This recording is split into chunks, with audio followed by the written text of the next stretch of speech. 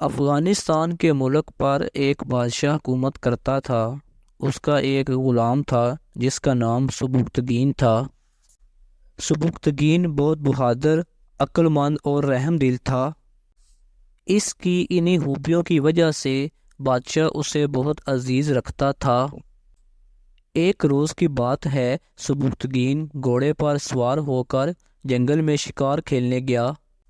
وہ بڑا اچھا شکاری تھا، لیکن اس روز ایسا اتفاق ہوا کہ شام تک جنگل میں مارا مارا پھرنے کے بعد بھی اس کے ہاتھ کوئی شکار نہ آیا۔ جب وہ واپس آنے لگا تو ہرنی کا ایک بچہ اس کے سامنے سے گزرا۔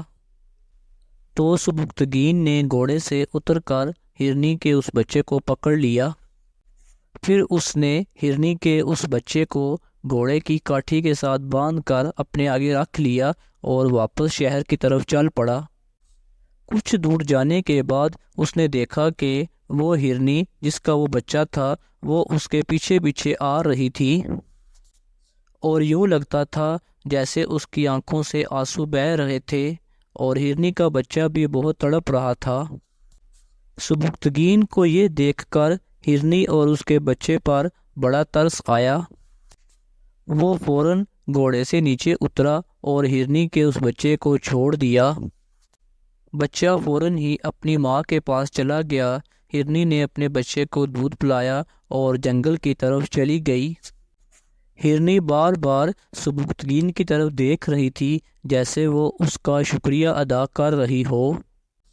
اس رات جب سبکتگین سو رہا تھا تو اس نے خواب میں دیکھا کہ ایک نورانی صورت والے بزرگ اس سے کہہ رہے ہیں، اے سبکتگین، تم نے ایک بے زبان جانور پر رحم کھایا ہے۔ تمہارے اس کام سے اللہ تعالیٰ بہت خوش ہوئے ہیں، اور اللہ نے خوش ہو کر تمہیں بادشاہت عطا کر دی ہے۔ اس خواب کے کچھ عرصے بعد بادشاہ نے اپنی بیٹی کی شادی سبکتگین سے کر دی تھی۔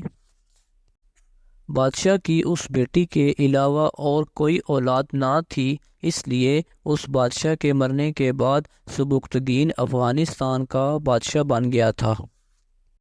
اس طرح ایک بے زبان ہرنی پر رحم کرنے کی وجہ سے ایک معمولی غلام کو ملک کی بادشاہت مل گئی۔